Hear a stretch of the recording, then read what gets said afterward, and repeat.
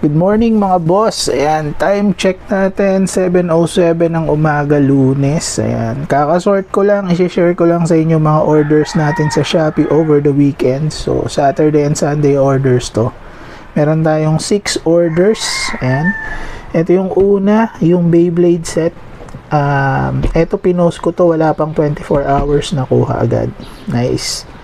Tapos, ito yung Dragon Ball figures natin. Ayan. Pinost ko rin to within 24 hours. Nabili rin agad. Ayan. Solid.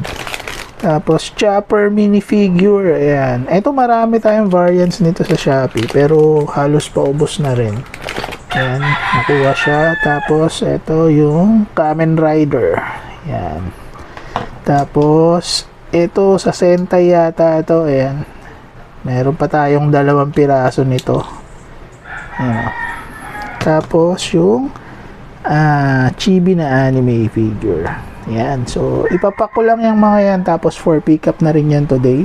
Sa lahat ng sumusuporta sa Shopee shop natin, maraming salamat sa inyo mga boss. Thank you.